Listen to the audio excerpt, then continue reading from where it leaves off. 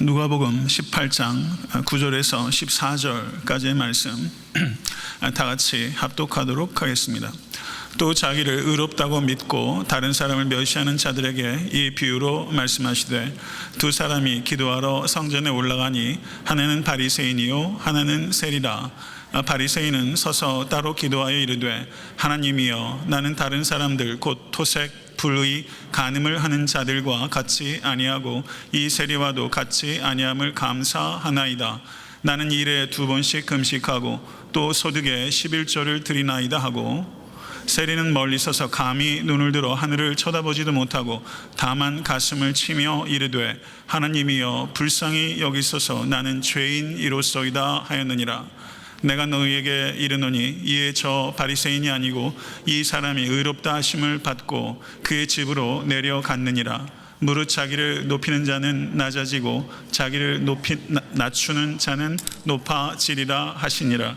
아멘. 하나님의 말씀입니다. 우리 잠깐 기도하고 말씀 받도록 하겠습니다. 거룩하시고 사랑이 풍성하신 하나님 아버지, 감사합니다. 심령이 가난한 자가 될 수 있기를 원합니다. 또 심령이 청결하여 하나님을 보기를 원합니다. 우리에게 그와 같은 은혜를 부어주시옵소서. 예수 그리스도 이름으로 기도드렸사옵나이다. 아멘.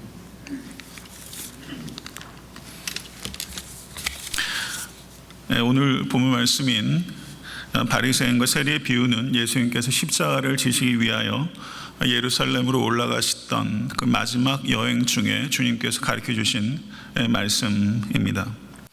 오늘 비유 바로 앞에 나오는 누가복음 18장 1절에서 8절의 말씀은 잘 아시는 과부와 재판장의 비유가 기록되어 있습니다. 과부와 재판장의 비유와 바리새인과 세리의 비유가 연이어 두 개의 비유가 이어지고 있는 것을 보아야 합니다. 이 비유에 공통점이 있습니다. 그것은 기도에 대한 것이라는 것과 그보다 더 중요한 공통점은 모두 재판, 판결에 관련된 비유의 말씀이라는 것입니다. 이 비유들은 마지막 때에 심판주 앞에 서게 되었을 때 하나님의 판결이 어떻게 될 것인지에 대하여 우리에게 매우 중요한 단서를 주고 있는 것입니다. 9절의 말씀을 보시면 예수님께서 이 비유를 누구에게 가르치셨는지를 언급하고 있습니다. 자기를 의롭다고 믿고 다른 사람들을 멸시하는 자들에게 이 비유를 말씀하시되, 이러한 사람들은 예수님 당시에만 있었던 것이 아니라 지금도 엄연히 그리고 상당히 존재하고 있습니다. 이러한 사람들은 교회 밖에만 있는 것이 아니라 사실상은 교회 안에 더 많이 존재하고 있다는 것을 우리는 깊이 생각해야 됩니다. 10절에 두 사람이 기도하러 성전에 올라가니 하나는 바리새인이요 하나는 세리라라고 극단적으로 대조가 되는 두 사람을 등장인물로 내세우고 있습니다. 바리새인들은 당대 유대인들에게 신앙적인 영웅이요 도덕성에 있어서 가장 높은 수준을 보이는 사람이었습니다. 폭넓게 인정과 존경을 받던 인물이라고 할 수 있습니다. 요한복음 3장에 밤에 예수께 나왔던 니고데모, 바로 그 사람이 바리새인이었습니다. 반면에 세리는 민족의 반역자요 동족의 피를 빨아먹는 흡혈귀와 같은 존재로 유대인들은 이 세리를 허가받은 도둑이다라고 그들을 멸시할 정도로 경멸의 대상이었습니다. 세리가 실제 성전에 나아가는 일은 매우 드물고 어려운 일입니다. 보통 유대인들이 공동으로 기도하는 것은 아침 9시와 오후 3시에 기도를 드리곤 합니다. 그리고 개인적인 기도는 성전에 임의로 나와서 기도할 수 있습니다. 보통 오전 9시와 오후 3시에 공동 기도를 드렸다는 것을 염두에 둘 때 오늘 본문의 비유에 이 바리새인과 세리가 기도했던 시간을 우리가 대충 어림할 수는 있을 것이라 생각이 됩니다. 11절을 보시면 바리새인이 서서 기도하였다라고 바리새인의 기도했던 장소와 바리새인이 기도한 태도를 언급하고 있습니다. 바리새인은 다른 사람들 속에 묻히는 것을 견디지 못하는 사람입니다. 어떻게 해서든 자기를 따로 세워서 도드라지게 해야 그 마음이 풀리는 유의 인간입니다. 사실상 바리새인처럼 열심히 기도했던 사람 매우 드뭅니다.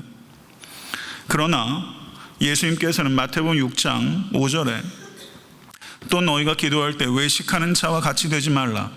저희는 사람에게 보이려고 회당과 큰 거리 어귀에 서서 기도하기를 좋아하느니라. 내가 진실로 너희에게 이르노니 저희는 자기 상을 이미 받았느니라. 주님의 말씀입니다.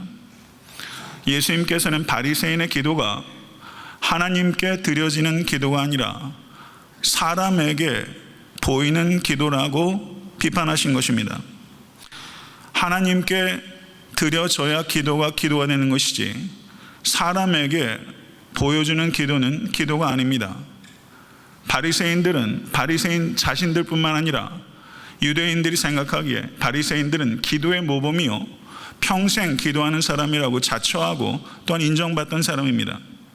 그러나 사람에게 보이는 기도는 기도가 아니기에 이 사람들은 평생 기도했다라고 자처할 수는 있지만 사실상은 한 번도 기도하지 않은 사람입니다. 성도 여러분, 외람되지만 우리는 스스로에게 물어야 됩니다. 기도한 적이 있으십니까? 사람에게 보이는 기도가 아니라 하나님께 진실로 기도하고 있습니까? 바리새인은 기도할 때 이렇게 기도합니다. 하나님이여, 나는 다른 사람들 곧 토색, 불의, 간음을 하던 자들과 같지 아니하고 이 세리와도 같이 아니함을 감사하나이다. 이 기도의 문제는 무엇이라고 생각하십니까? 정말 이 기도에 문제가 있다고는 생각하십니까? 혹시 우리는 이렇게 기도하고 있지는 않습니까? 자기 의가 강한 바리새인과 같은 사람은 자기 외에 다른 사람들에 대한 판단이 빠르고 극단적이고 그리고 싸잡아 도매금으로 넘깁니다. 다른 사람들에 대해서 긍휼의 마음을 갖기가 어렵습니다. 자기 의가 강한 사람은 필연적으로 교만할 수밖에 없고 다른 사람들을 섬길 줄 모르고 그리고 섬기려 하지 않습니다. 그것이 바리새인의 문제입니다. 이 바리새인은 또 이렇게 기도합니다. 나는 일에 2번씩 기도하고 또 소득의 11조를 드리나이다. 바리새인과 같은 사람은 자신의 종교적인 열심, 종교적인 헌신을 자랑합니다. 바리새인들이 일에 2번씩 금식한 것은 이것은 율법에서 정하는 것을 훨씬 뛰어넘는 경건의 훈련을 한 것입니다. 바리새인들은 월요일과 목요일에 금식하곤 하였습니다. 그 이유는 모세가 시내산에 올라간 것이 월요일이고 시내산에서 내려온 것이 목요일이기 때문입니다. 그들은 그렇게 기도했습니다. 그리고 예수님께 공격했습니다. 왜 당신의 제자들은 어찌하여 금식하지 아니하나이까? 예수님께서는 금식의 가치를 부인하신 적도 없고 금식의 가치를 과소평가하신 적도 없습니다. 예수님께서는 광야에서 40일 동안 금식하셨습니다. 예수님께서는 바리새인의 위선을 공격하시면서 금식 자체를 부인하신 것이 아니라 참된 금식이 회복돼야 한다는 것을 가르치신 것입니다. 사도행전을 보시면 예수님께서 부활 승천하신 후에 초대교회는 다시 금식하기 시작했고 바리새인들이 월요일과 목요일에 금식했는데 기독교인들은 수요일과 금요일에 금식했습니다. 종교개혁자 마틴 루터는 이런 말을 했습니다. 육체를 굴복시키고 다스리기 위하여 자주 금식하는 것은 매우 옳은 일입니다. 위장이 가득 차 있는데 설교를 한다거나 기도를 한다거나 공부한다거나 그 외에 어떤 훌륭한 일이라도 하는 것은 사실 적합하지 않습니다. 그러나 금식이 선한 행위가 되어 공로가 되게 해서는 결단코 안 됩니다. 성도 여러분, 경건의 훈련에 더욱서 힘쓰시는 여러분과 제가 될 수 있기를 간절히 바랍니다. 제 위장이 제일 가벼운 날은 토요일입니다. 바리새인들의 금식의 문제는 금식을 자기 부인, self-denial 하기 위해서 금식을 하는 것이 아니라 자기 과시, self display, 자기를 가시하기 위한 도구로 삼은 것이 첫 번째 문제이고, 두 번째는 금식을 가지고 타인을 판단하는 무기로 삼은 것이 두 번째 문제입니다. 그렇기 때문에 바리새인들이 예수께 나와 어찌하여 당신의 제자들은 금식하지 아니하나이까? 성도 여러분, 모쪼록 경건의 훈련에 더욱더 힘쓰시는 모든 권속되실 수 있게 되길 간절히 바랍니다. 그렇지만 경건의 훈련이 자기 과시가 되고, 그리고 그 훈련이 다른 사람의 신앙을 판단하는 잣대가 되면 그것은 한낱 영적 교만에 불과하다는 것을 경계하실 수 있게 되기를 바라는 것입니다. 바리새인은 또 소득의 11조를 드리나이다 라고 기도했어요. 치사스럽지 않습니까? 또 소득의 11조를 드리나이다 라고 자랑했어요. 성도 여러분, 소득의 11조를 드리나이다, 드리나이다, 이 말 어떻게 보세요? 우리가 헌금 드린단 말 표현하죠. 그런데 그 드린다는 말의 원래 의미는 헌금은 드리는 게 아니라 헌금은 되돌려 드리는 것입니다. 나의 존재, 나의 소유, 모든 게 하나님으로부터 말미암은 것을 믿으십니까? 하나님의 것을 하나님 앞에 되돌려 드리는 것입니다. 헌금은 엄밀하게 말하면 되돌려 드리는 것입니다. 왜냐하면 물질의 주인은 하나님이시지 내가 아니기 때문이며, 우리는 하나님께서 맡기신 물질의 청지기이기 때문입니다. 헌금은 헌신의 정도에 비례하는 것입니다. 성도 여러분, 하나님께 예물을 드릴 때, 오늘도 헌금을 드리셨지만요, 이 예물을 드릴 때는 우리의 고백이 거기에 담기는 거예요. 돈 중요한 것입니다. 돈 필요한 것입니다. 그러나 돈을 하나님 앞에 구별해 드릴 때는, 하나님, 이 돈은 내 진짜 보배가 아닙니다. 내 진짜 보배는 그리스도 당신입니다. 이 고백이 우리의 예물 가운데 담기는 거예요. 성도 여러분, 그런 예물 들으실 수 있게 간절히 바랍니다. 만약에 물질의 헌신이 없이 하나님께 헌신하고 있다고 말한다면 그것은 참된 말이 될 수가 없는 것입니다. 10의 1을 드렸다고 해서 나머지 10의 9를 내 뜻대로 사용해도 된다는 뜻은 결코 아니라는 것을 기억하십시오. 10의 1만 하나님의 것이 아니라 10의 10이 하나님의 것입니다. 일주일에 하루만 하나님의 날이 아니라 일주일이 다 하나님의 날입니다. 우리가 10의 1을 구별하여 하나님 앞에 11조를 드리고 일주일에 하루를 구별하여 거룩한 주일로 하나님 앞에 예배 드리는 것은 나머지 10의 9도, 나머지 6일도 하나님의 뜻에 따라 사용하고 하나님의 뜻에 따라 살기 위함입니다. 그것이 우리의 주일 성수와 예물을 드리는 것에 담겨있는 진정한 의미입니다. 성도 여러분, 이 바리새인의 문제는 나는 11조를 드리나이다 라고 자랑할 것이 아니라, 그것은 당연한 일이고 하나님께 예물을 드리는 것은 감사해야 될 일이며, 하나님 앞에 예물을 드리고서 드렸다는 의식조차도 내려놔야 되는 것입니다. 왜냐하면 내 것이 아니기 때문에. 하나님께 예물 드리고 드렸다는 의식조차도 내려놔야 되는 것이고, 지극히 작은 자들을 섬기기 위하여 버겁도록 섬겨야 되는 것이고, 그리고 구제할 때조차 내가 선한 일을 했다는 의식조차 내려놔야 되는 것입니다. 왜냐하면 지극히 작은 자는 우리가 섬기는 그리스도이기 때문입니다. 그렇기 때문에 구제하기 위해서 아무리 구체적이고 그리고 광범위하게 버겁게 헌신했다 할지라도 우리는 도움을 줬다는 의식조차 내려놔야 되는 것입니다. 다만 그러한 통로로 쓰임 받았다는 것을 기뻐하시고 감사하실 수 있는 여러분과 제가 될 수 있게 간절히 축원합니다. 저는 성도님들이 복의 큰 통로가 되기를 간절히 바랍니다. 그러한 축복이 이 자리에 계신 모든 권속께 임하기를 나사렛 예수 그리스도 이름으로 간절히 축원합니다. 바리새인의 기도를 유심히 살펴보면 우리 번역으로는 나는이라는 말이 2번 등장하고 있지만 실제 성경 원어는요 1인칭 단수 동사가 5번 사용되고 있어요. 영어 번역으로는 I라는 말이 몇 번 등장하는지 모르겠지만 우리말은 인칭 대명사를 생략하는 경우가 많죠. 그러나 영어는 그렇지 않지 않습니까? 근데 실제 성경 원어상으로는 1인칭 단수 동사가 5번 나오는 거예요. 바리새인의 기도는 내가 밖에 없어요.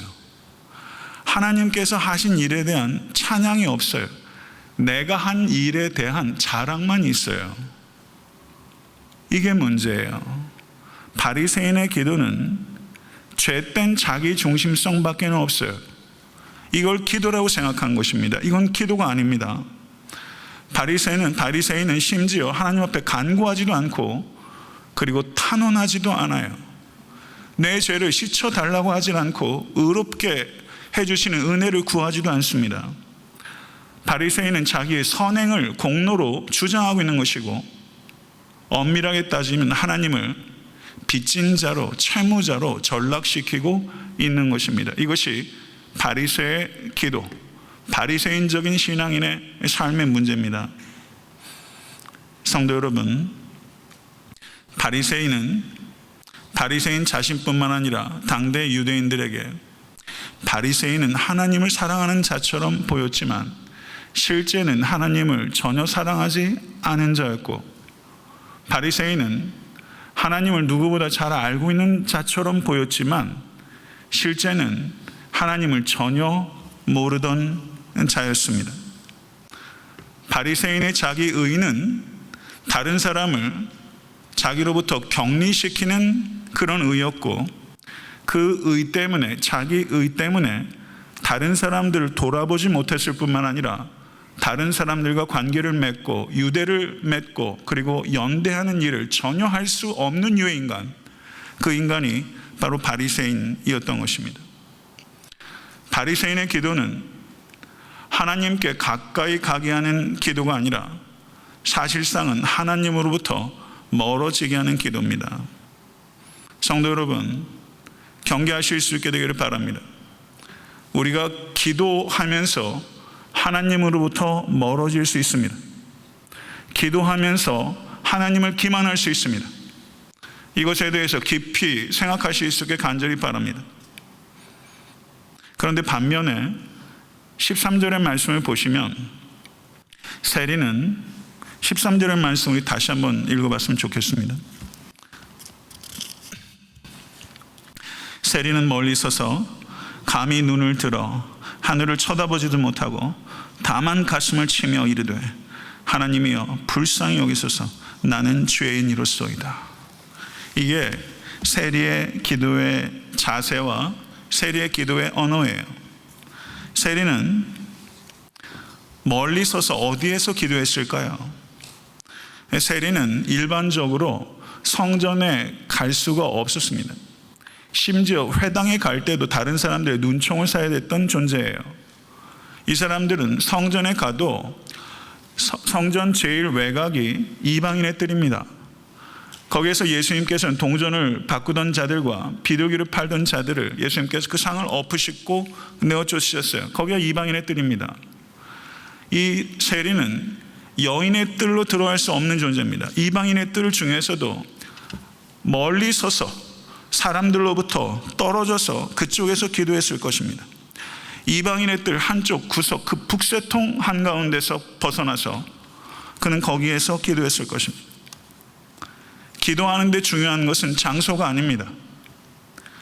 기도하는 데 중요한 것은 몸이 어디 있느냐 하는 것이 중요한 것이 아니라 마음이 어디 있느냐 하는 것이 중요한 것이라는 것입니다.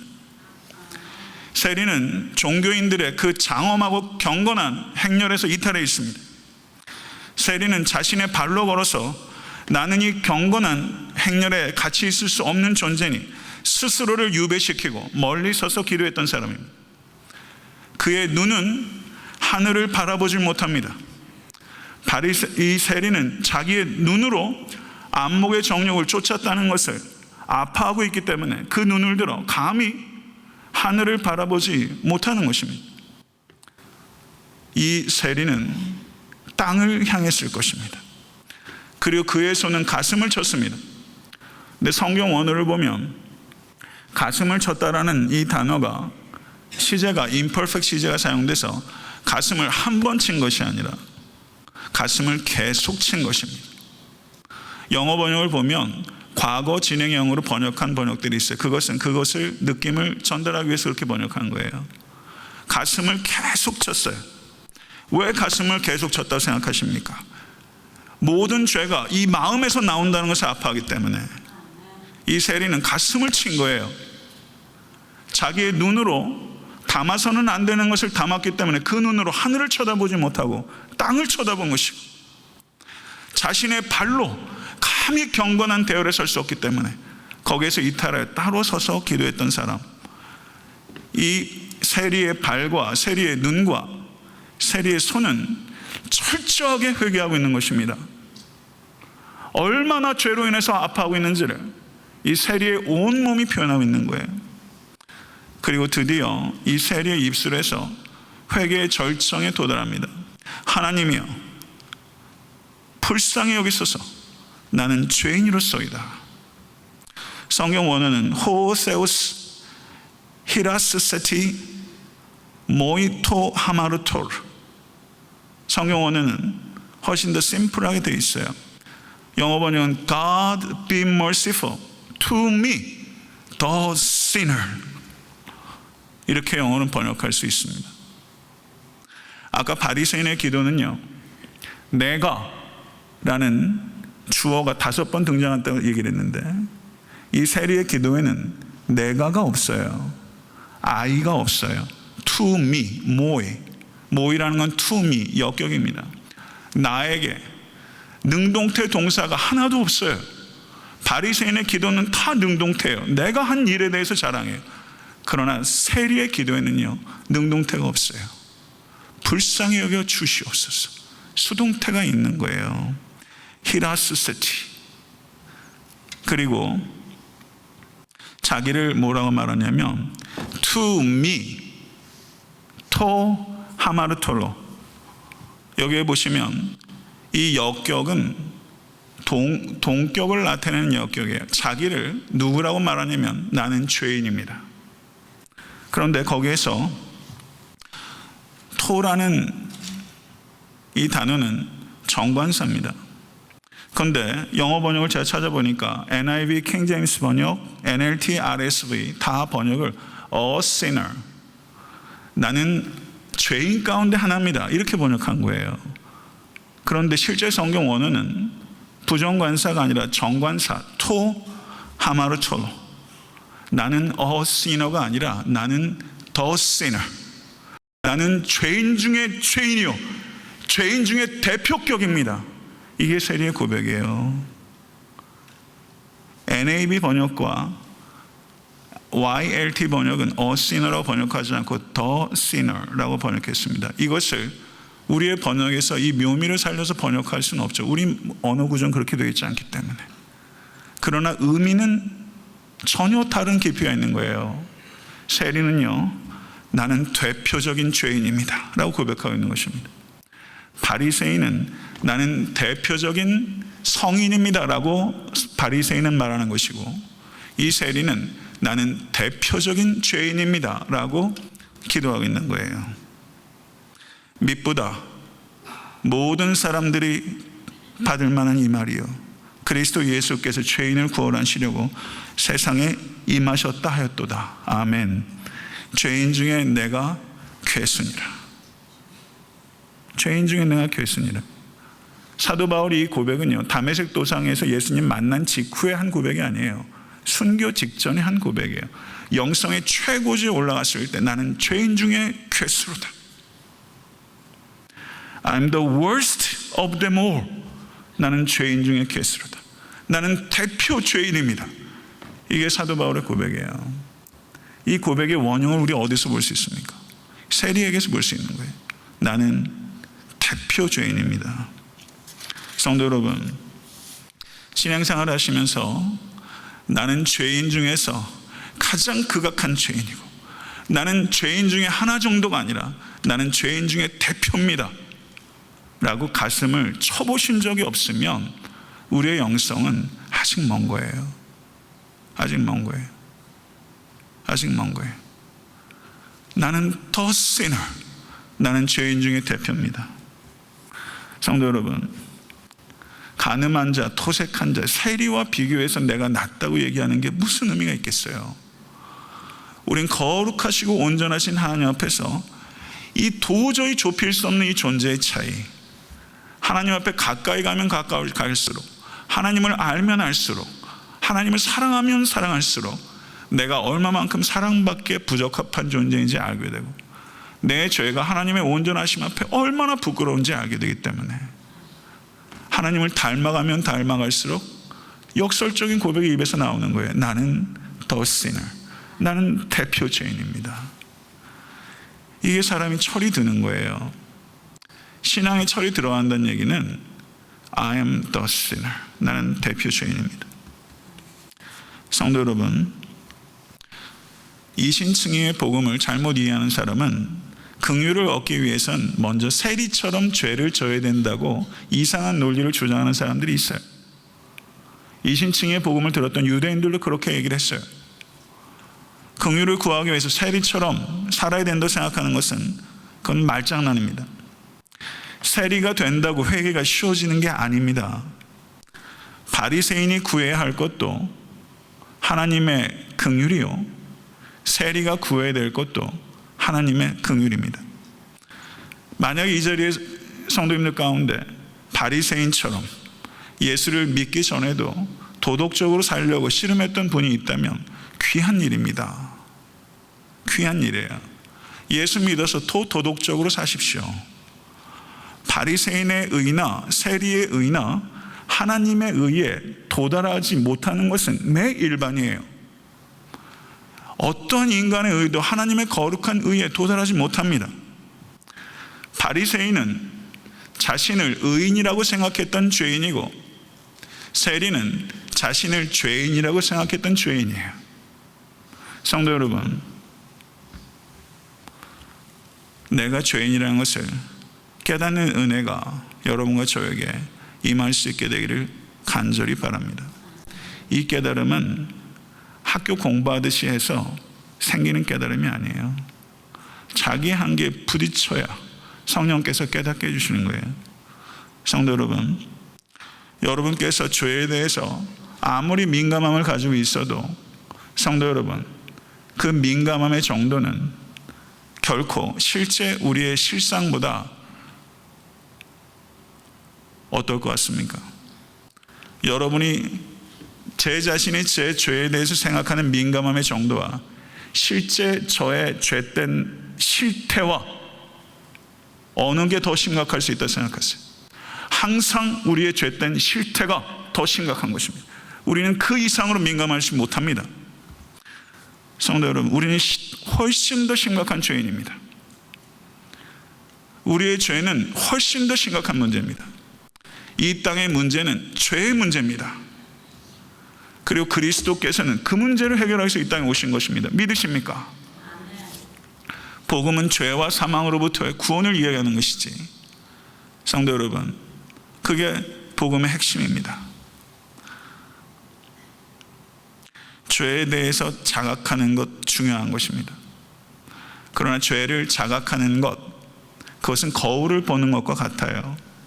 거울을 아무리 본다고 해도 내 얼굴의 얼룩이 거울 본다고 저절로 없어지지 않아요. 내 죄에 대해서 심각하게 느끼고 가슴을 아무리 쳐도 그것 자체가 내 죄를 씻지 못합니다. 내 믿음이, 내 회개가 내 죄의 문제를 해결하지 못해요. 거울 본다고 내 얼굴이 깨끗해지지 않는 것과 같습니다. 내 죄의 문제를 깨끗하게 하시는 것은 내 믿음도 아니고 내 회개도 아니고 우리 주 예수 그리스도의 은혜입니다. 은혜가 나를 구원하는 것이지 내 믿음이 나를 구원하는 것이 아닙니다. 내 회개가 나를 구원하는 것이 아닙니다. 성도 여러분, 세리는요 추악한 인간이에요. 돈 때문에 민족의 등을 쳤던 사람이에요. 혐오할 만한 행동 한 사람입니다. 그렇지만 중심으로 통회하고 예수께 나아가면 예수 그리스도의 은혜가 덮지 못할 큰 죄는 없습니다. 만약 이 자리에 계신 분 중에서 여태까지 살아오면서 누구에게도 얘기하지 못하는 큰 죄가 있다면 성도 여러분, 그리스도께 가십시오. 그리고 그리스도께 던지십시오. 그리고 그리스도께서는 보혈의 공로로 덮어주실 것입니다. 그것을 믿으실 수 있게 되기를 간절히 바랍니다. 세리가 자신의 죄의 문제를 가지고 와서 제사장에게 쪼르륵 달려가지 않았어요. 이렇게 둘러보니까 바리새인이 저기 있는 거예요. 저 선생한테 가서 상의를 해야지 하지 않았어요. 제사장에게, 바리새인에게 가지 않았고 세리는 하나님께 갔습니다. 그리고 바리새인이 기도할 때 이 세리와 같지 않은 것을 감사하나이다. 세리가, 이거는 예수님께서 비유로 말씀하신 것이지만 누군가가 그렇게 기도하는 유의 사람들이 있어요. 그런 기도를 들었다면 세리는 불평이 나오죠. 하나님, 저 인간이 어떻게 저렇게 말을 할 수가 있습니까? 바리새인들에 대해 험한 말들로 바리새인들을 욕할 수 있죠. 교회에서 강한 자와 약한 자는 항상 업신여기고 폄하하는 일들로 교회 안에서 대립하는 것처럼 이 세리가 바리새인들에 대한 험한 말들을, 험담을 하나님 앞에 늘어놓지도 않았어요. 세리는 하나님께 집중했습니다.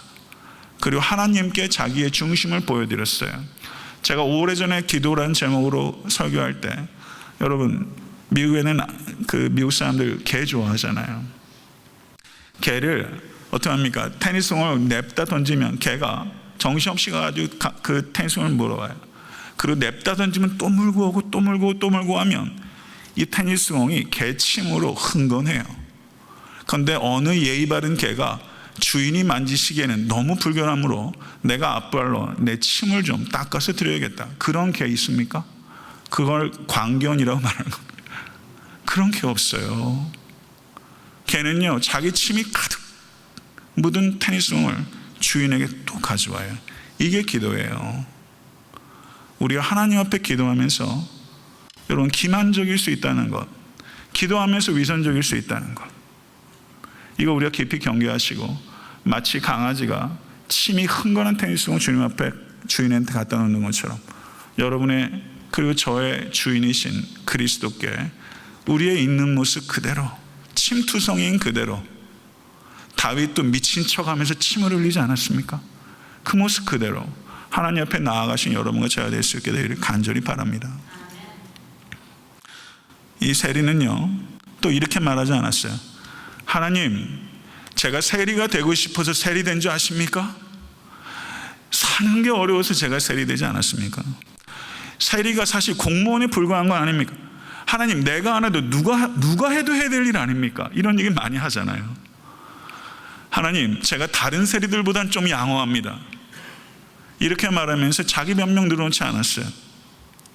그리고 또 세리는 이렇게 말하지도 않았어요. 하나님, 저를 한 번만 불쌍히 여겨주십시오. 앞으로는 개과천선하겠습니다. 우리가 기도할 때 이렇게 기도할 수 있다는 것을 말씀드리는 거예요. 세리는 그렇게 기도하지 않았어요. 바리새인 욕하지도 않았고, 내가 그렇게 살 수밖에 없었던 이유가 있다고 변명하지도 않았고, 나를 불쌍히 여겨주시면 내가 이렇게 행동하겠습니다라고 섣부른 장담하지도 않았어요. 제가 이 말씀을 드리는 이유는 하나님으로부터 의롭다 하심을 받는 데는, 성도 여러분, 내 믿음이, 내 회개가, 내 결단이 그리스도의 십자가의 대속의 공로에 무엇인가를 더할 수 없다는 것입니다. 예수 그리스도의 십자가의 보혈이, 그것만이 우리를 구원하는 것입니다. 이 세리의 기도는 간결하고 명확합니다. 간결하고 명확합니다. 성도 여러분, 기도할 때 적게 말하십시오. 대표 기도하실 때 적게 말하셔야 됩니다. 적게 말하면서 더 많은 뜻을 담아내야 돼요. 이것을 많이 생각하시면서 기도하는데 힘쓰셔야 돼요. 세리의 기도는 참 간결한, 그러나 참으로 중요한 기도예요. 이런 기도를 여러분도 배워야 될 뿐만 아니라 저도 배워야만 되는 것입니다. 예수님께서 14절에 이렇게 말씀하셨어요. 내가 너희에게 이르노니 이에 저 바리새인이 아니고 이 사람이 의롭다 하심을 받고 그의 집으로 내려갔느니라. 무릇 자기를 높이는 자는 낮아지고 자기를 낮추는 자는 높아지리라. 주님의 말씀입니다. 비유의 의미를 설명하셨어요. 이게 얼마나 충격적인 이야기예요. 세상 사람들에게 이런 얘기하는 거 지금 밖에 나가서 이 얘기를 해보세요. 이래서 기독교가 욕을 먹는 거예요. 사람들이 오해를 해요. 성도 여러분, 이 말씀은 모든 세리와 모든 바리새인에게 적용되는 말이 아닙니다. 그것은 일반화의 오류에 빠지는 거예요. 세리 중에서도 완악한 세리가 있고 대개의 세리는 완악합니다. 대개의 바리새인은 완고합니다. 이 말이 모든 바리새인과 모든 세리에게 적용시키는 것은 논리적인 비약이에요. 이 말씀은 자기를 높이는 자와 자기를 낮추는 자에게 공이 적용될 수 있는 말씀입니다. 예수님의 비유의 핵심은 어떠한 사람도 자기의 의로 의롭다 여김을 받을 수 없으며 오직 하나님의 은혜를 믿음으로써 값없이 의롭다 하심을 받는 것입니다. 이것이 예수님의 비유의 핵심이에요. 이것을 신학적으로 말하면 justification by faith, 이신칭의의 교리입니다. 오늘 설교의 제목을 한번 따라해 보시죠. 저를 한번 따라해 보세요. 서게도 하고 넘어지게도 하는 진리. 서게도 하고 넘어지게 하기도 하는 진리. 이건 종교개혁자 마틴 루터의 말입니다. 오직 믿음으로 의롭다 하심을 받는다는 이 진리, 이 진리를 붙잡으면 교회가 서게 될 것이요, 이 진리에 요동하면 교회는 넘어지게 될 것입니다. 성도도 이 진리 위에 서면 서게 될 것이요, 성도도 이 진리를 붙잡지 못하면 넘어지게 될 것입니다. 이게 종교개혁자 마틴 루터의 말이고 이게 성경의 말씀입니다. 칭의의 교리를 가톨릭 신학자들 그리고 이분 개신교 교회 내에서도 이 칭의의 교리를 마틴 루터가 인벤트한 원리다라고 말하는 사람, 마틴 루터가 고안해낸 이야기다라고 주장하는 사람들이 더러 있어요. 마틴 루터가 만든 이야기 아닙니다. 사도 바울이 만든 이야기라고 말하는 사람도 있습니다. 아닙니다. 주님께서 가르치신 진리입니다. 그리고 구약의 모세도 구약의 다윗도 그들의 faithfulness, 그들의 신실함 때문에 구원받은 것이 아니라 그들의 faith 때문에 구원받은 것입니다. 할렐루야. 아브라함도 그가 모리아산에서 이삭을 바치려고 했기 때문에 구원받은 것이 아니라 저가 하나님을 말씀을 믿음에 그것을 하나님께서 의로 여기신 것입니다. 이것을 기억하실 수 있게 되기를 간절히 바랍니다. 더 거슬러 올라가면 인류가 죄로 말미암아 타락했을 때 무화과 나무 잎으로 자신의 부끄러움을 가리려고 했지만 하나님께서는 가죽옷으로 아담과 하와의 부끄러움을 가려주셨습니다.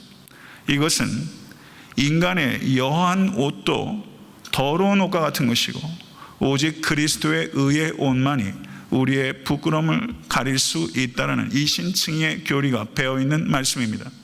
이신칭의 교리는 마틴 루터가 고안해낸 것도 아니고 이것은 창세기에서부터 그리고 구약의 예언자와 선지자들을 통하여 그리고 우리 주 예수 그리스도를 통하여 사도들을 통하여 분명하게 이신칭의를 통하여 구원을 얻는다라는 것을 말씀하고 있는 것입니다.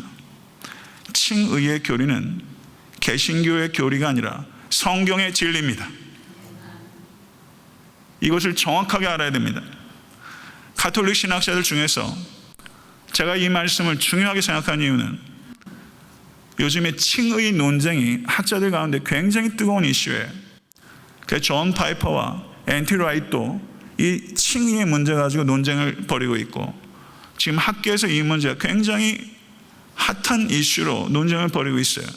칭의의 교리가 소홀히 다뤄지고 있고 위태로운 지경에 놓이고 있습니다. 칭의의 교리는 개신교의 교리가 아니라 성경의 진리입니다.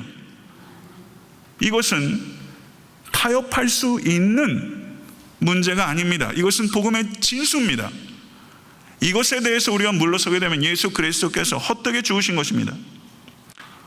가톨릭 신학자들 중에서 누구든지 오직 믿음을 통해서만 의롭다 함을 받을 수 있다라고 예수께서 가르치신 것이 있으면 이야기해 보시오 라고 의기양양하게 질문을 던지는 가톨릭 신학자들이 있어요. 저는 그 질문에 대하여 오늘 본문의 말씀을 내놓을 수 있습니다. 오늘 본문에 세리는 바리새인의 행위와 비할 바가 아닙니다. 그러나 오직 세리만 의롭담을 받고 집으로 돌아갔다고 성경이 말하고 있습니다.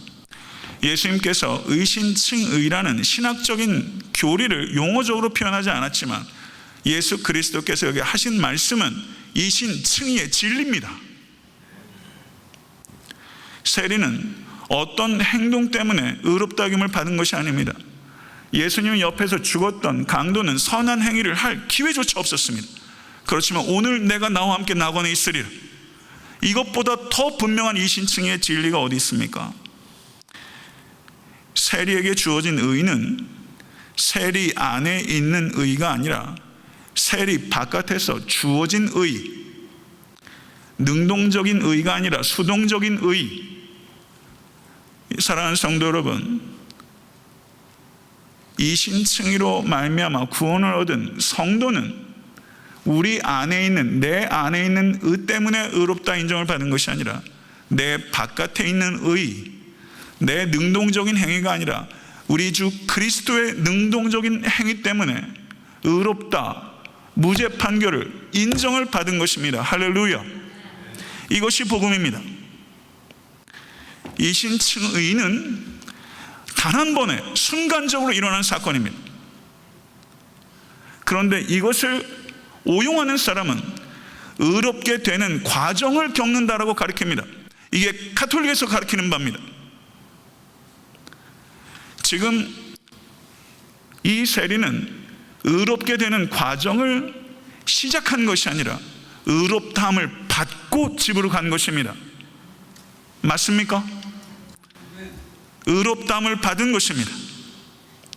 세리는 자신이 어떠한 행동을 통해서도 의롭다함을 받을 수 없다는 것을 인정한 것이고 다만 하나님 앞에 긍휼을 구하고 기도하고 기다린 것입니다. 성도 여러분, 유대인들이 자신의 행위를 자랑할 수 없는 것처럼 기독교인들은 우리의 믿음을 자랑할 수 없습니다. 믿음은 칭의의 통로지 칭의의 근거가 아닙니다. 세리의 믿음이 세리를 구원한 것이 아니라 세리가 믿은 하나님의 은혜가 세리를 구원한 것입니다. 구원은 하나님의 선물입니다. 믿으십니까? 그러면 믿음은 뭔지 아세요? 믿음은 그 선물을 담는 그릇이에요. 믿음은 그릇이에요. 구원은 선물인데 그 선물을 담는 그릇이에요. 이것을 깊이 생각하실 수 있게 간절히 바랍니다. 그렇기 때문에 참된 성도는 믿음을 자랑하지 않아요. 십자가를 자랑하는 것입니다. 십자가를 자랑하는 성도 되실 수 있게 간절히 축원합니다. 한 가지 중요한 질문을 던지고 말씀을 맺고자 합니다. 세리가 의롭다함을 받고 집으로 갔어요. 세리가 어떻게 살았을까요? 어떻게 살았을까요? 이신칭의의 복음을 가지고 유대인들은 그것은 사실상은 도덕률을 폐기하는 것이다, 사실상은 죄를 더 조장하는 것이다 라고 비난했어요. 이 비난은 지금 세상 밖에 있는 사람들도 우리에게 하는 비난이에요. 이 비난에 대해서 우리는 어떻게 대답해야 됩니까? 세리가 의롭게 되기 위해서 선한 행위가 필요했던 것이 아닙니다. 맞습니까? 세리가 의롭게 됨을 지키기 위하여 선한 행위가 필요한 것도 아닙니다. 행위는 성도가 의롭게 되는데 하등의 관련이 없습니다. 여기까지 정리하셔야 됩니다. 행위는 하등의 관련이 없습니다. 그러나 이 세리가 의롭다함을 받고 집으로 돌아간 후에 세리가 그 전과 똑같이 살 수 있었겠습니까? 없었겠습니까? 의롭다함을 진실로 받은 성도는 이전과 똑같이 살 수 없습니다. 그것은 불가능합니다. 죄를 지을 수 있는 가능성에서부터 성도는 자유롭지 못합니다. 그러나 죄의 지배에서 자유합니다. 할렐루야. 성도는 죄의 영역 가운데 있는 것이 아니라 의의 영역으로 옮겨진 사람들이고 우린 죄의 지배 가운데 있지 않습니다. 이 세리는 성경은 말하고 있지 않지만 분명히 말씀드릴 수 있는 것은 완전한 삶을 살아갈 수는 없었지만 분명하게 변화된 삶을 살아갈 수밖에 없는 것입니다. 성도 여러분, 변화된 삶은 의롭다함을 받기 위한 조건이 아니라 의롭다함을 받은 성도의 증거입니다. 만약에 이 자리에 계신 성도님들 가운데 나는 칭의 받은 성도다라고 입으로 고백하시면서 만약에 변화된 삶이 전무하다면 성경은 칭의받지 못했다라고 말하는 것입니다. 변화된 삶이 전무하다면 의롭다 여김을 받지 못한 것입니다. 성경은 그럴 수 없느니라. 로마서에서 사도 바울께서 얼마나 그럴 수 없느니라 라고 말하는지 몰라요. 성도 여러분, 구원의 문제는 생명에 대한 문제입니다. 이것에 대해 깊이 생각하실 수 있게 간절히 바랍니다. 종교 간의 갈등이 첨예해지면서 종교 간의 대화와 연합에 대한 이야기들이 나오고 캐톨릭과 개신교의 연합에 대한 이야기들도 공공연하게 나오고 있고 종교 간의 재종교가 연합하는 얘기들이 나오고 있어요. 다른 종교와 종교인들 존중해야 합니다. 예의가 있어야 됩니다. 그리고 나라 민족의 구성원으로서 공동의 선을 추구해야 됩니다. 그렇지만 중요한 게 있는 것입니다. 이신층의 교리에 대해서 캐톨릭이 공식적으로 내놓은 답변이 트렌트 공의회입니다. 16세기의 트렌트 공의회의 입장을 캐톨릭은 지금도 그대로 가지고 있습니다. 이게 캐톨릭 트렌트 공의회의 여러 이야기들이 있지만 그 중에 하나를 제가 말씀드리는 거예요. 경청하십시오. 누구든지 죄인이 오직 믿음으로 말미암아 의롭다함을 받는다고 말한다면, 즉 다른 어떤 것도 의롭게 하심의 은혜를 얻는데 협력하지 않으며 죄인이 자신의 의지에 따라 행동함으로써 준비하고 성향을 갖출 필요가 없다고 말한다면 그에게 저주가 있을지어다. 이게 트렌트 공의회의 선언이에요. 누구든지 죄인이 오직 믿음으로 말미암아 의롭다함을 받는다고 말한다면 저주가 있을지어다. 이게 트렌트 공의회의 말이에요. 저는 이 트렌트 공의회의 입장에 대해서 이렇게 되묻고 싶습니다. 그리스도의 은혜로 너희를 부르신 이를 이같이 속히 떠나 다른 복음 쫓는 것을 내가 이상히 여기노라. 다른 복음은 없나니 다만 어떤 사람들이 너희를 요란케 하여 그리스도의 복음을 변하려 함이라.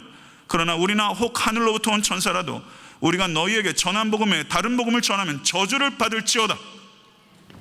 이게 사도 바울의 말입니다.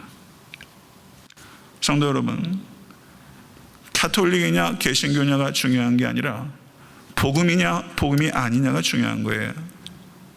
성도 여러분, 오직 하나님의 은혜를 믿음으로 말미암아 우리는 구원을 얻습니다. 이것은 본질에 속한 문제입니다. 만약에 이것에 대해서 혼탁하게 타협해버리는 것은 연합이 아니라 야합입니다. 성도 여러분, 만약에 그리스도 예수의 십자가의 은혜 외에 칭의를 얻는데 다른 게 더 부가적으로 필요하다면, 대표적인 죄인인 나 따위의 행동이 더 요구가 된다면 우리 주 예수 그리스도는 헛되게 죽으신 거예요. 그럴 수 없습니다.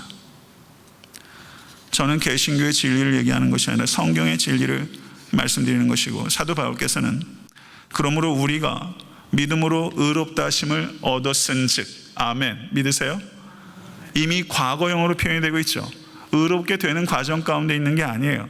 우리는 일순간에 단번에 의롭다함을 얻었은즉 우리 주 예수 그리스도로 말미암아 하나님으로 더불어 화평을 누리자. 칭의는 단 한 번 즉각적으로 일어나는 번복될 수 없는 하나님의 선언입니다. 번복되지 않습니다. 칭의는 우리가 아직 풀고 있는 숙제가 아니라 이미 참된 성도에게 이루어진 현실입니다. 할렐루야. 이 진리 위에 굳건하게 서십시오. 그리고 의롭다 여김을 받은 성도로서 의롭게 살아가시는 여러분과 제가 될 수 있게 되기를 우리 주 예수 그리스도 이름으로 간절히 축원합니다.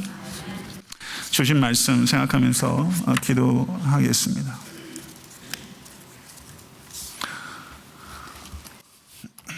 오늘 말씀을 한번 머릿속에 쭉 한번 그려보세요. 성전을 한번 머릿속에 그려보십시오. 성도 여러분은 어디에 서서 기도하고 계십니까? 성전의 중심에 계십니까? 이방인의 뜰 변두리에 서 계십니까? 장소가 중요한 게 아니라 마음이 어디 있느냐, 마음의 장소가 중요한 것입니다. 오늘 성도님들의 마음의 장소는 어디입니까? 성도 여러분, 예루살렘 성전에 올라갔다 내려갈 때 의롭다함을 받고 돌아간 세리처럼 우리 애타한테 섬기는 교회 성도께서는 주일에 성전에 나오셨다가 돌아가실 때 의롭다함을 받고 돌아가는 역사가 나타나야 됩니다. 그런 교회가 될 수 있어야 합니다. 이를 위해서 기도하십시오.